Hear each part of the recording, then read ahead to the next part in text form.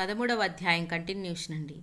దురభిమానము లేకుండుట, ఆడంబరము లేకుండుట, అహింస, ఓరిమి, రుజుత్వము, గురుసేవ, పారిశుద్ధ్యము, చిత్తైశ్వర్యము, స్థైర్యము, మనోనిగ్రహము, విషయ సుఖములందు వైరాగ్యము, అహంకారము లేకుండుట, జీవితమందు జననము మొదలు మరణము వరకు ముదిమి, వ్యాధి మున్నగు దుఃఖ కారణములను చూచుట, పుత్రధార, గృహాదులందు మమకారము, ఆసక్తి లేకుండుట, ప్రియాప్రియములు ప్రాప్తించినప్పుడు మనస్సు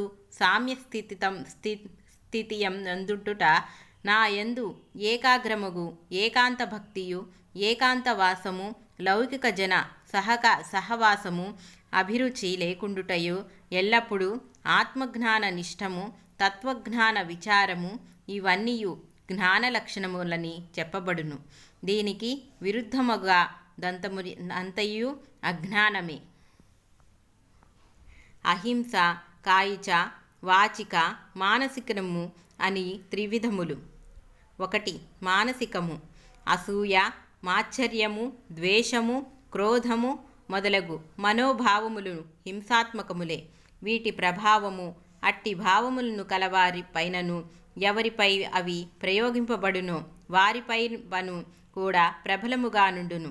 కానీ ఇది స్థూల దృష్టికి గోచరింపదు. ఆదివ్యాధులను ఇదియే మూల కారణము. వాచికము: వాగ్బాణముల శూలము కంటే ఎక్కువ తీవ్రముగా పరుల హృదయములను భేదించుననుట ప్రత్యక్షానుభవమే. వీటి వలన కలుగు గాయములు మరణ పర్యంతము మానునవి కావు. ఇక శారీరకమగు హింస బాహ్యమగుటచే జనులకు ఆకర్షించును. అయినను వాచిక, మానసిక హింసలు పూర్తిగా మానవచ్చును. కానీ కాయిక హింస సమూలముగా నిర్మూలము కాజాలదు. ఏలనయా జీవో జీవస్య జీవనం. ఈ జీవహింస లేక జీవనమే లేదు. ఆహారమేది అయినను హింసాత్మకమే. ఇంతేకాక గాలియందును నీటియందును గల జీవరాశులెన్నో అనుక్షణమును తెలిసియను తెలియకను కూడా హింసింపబడినవే ఉన్నవి. మరియు తల్లిదండ్రులు దుర్మార్గులను పుత్రులుగాను, గురువు అల్లరి చేయు శిష్యులుగాను, యజమానులు ఆజ్ఞాలోల్లంఘన మొనర్చు నౌకరులుగాను, న్యాయాధికారి నేరస్తునిగాని శిక్షింపవచ్చును. కావున శారీరకమగు హింస నుండి పూర్తిగా విరమింప శక్యము కాదు.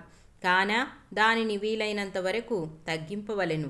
శిక్ష స్వార్థమునకు పగబూనిగాక పరహితమునకే అయినచో హింస కానేరదు. అట్లే యజ్ఞయాగాదులు లభించుట లందు చేయబడు హింస ఆ పశువు శ్రేయస్సుకే అగుటచే హింస కాదని వేదమతము.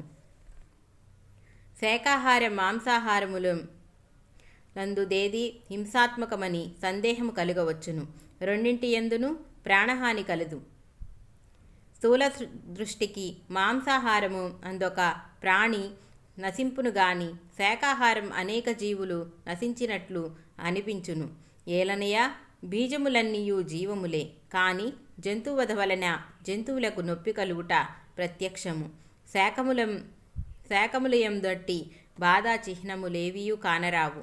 వృక్షశాస్త్ర ప్రకారము వాటికిని ప్రాణము గలదనియు, రక్త ప్రసారము మొదలైనవి జంతువులకు వలె వాటికిని కలవనియు, కావున కోసినప్పుడు వాటికిని నొప్పి కలుగుననియు మాంసాహారులు వాదింతురు.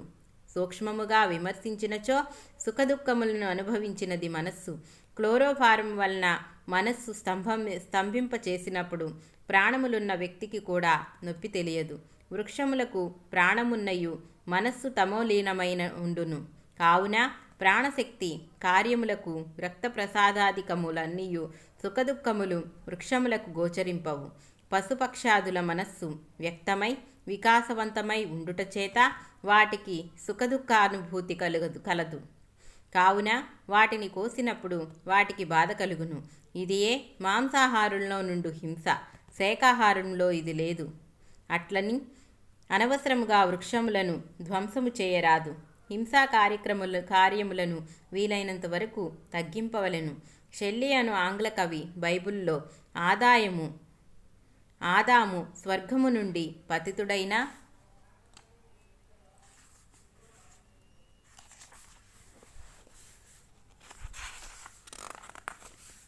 కథను మానవుడు మాంసాహారములకు పతితుడగుటనయని వ్యాఖ్యానించినాడు.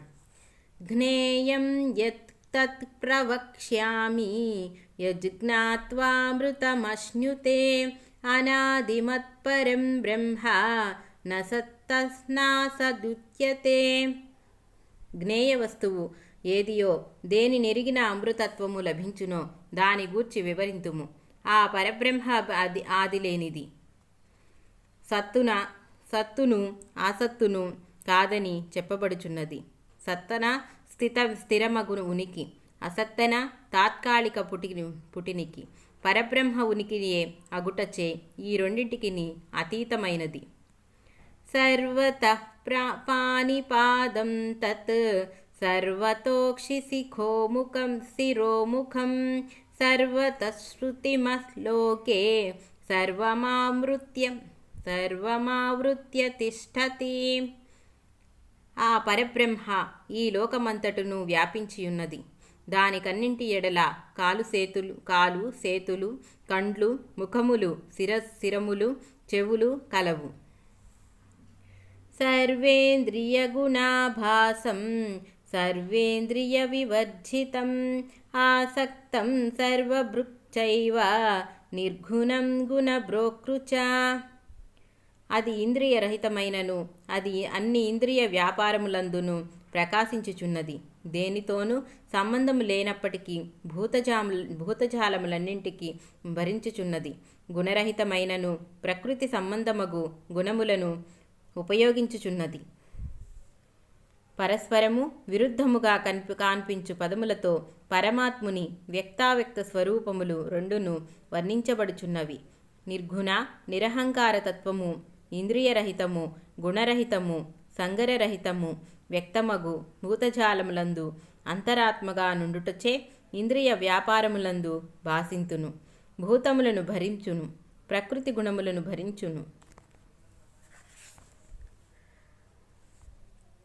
బహిరంతచ్చ భూతానాం అచరం చరమేవ చ సూక్ష్మత్వాత్ తద్విజ్ఞేయం దూరస్థం చాంతికే చ తత్. అది భూతములందు లోపల వెలుపల కలదు. అది కదలననిదియు కూడా నైనున్నది. సూక్ష్మమొకటచే అది తెలియశక్యము కానిది. అది దూరమందును సమీపమునందును కూడా కలదు.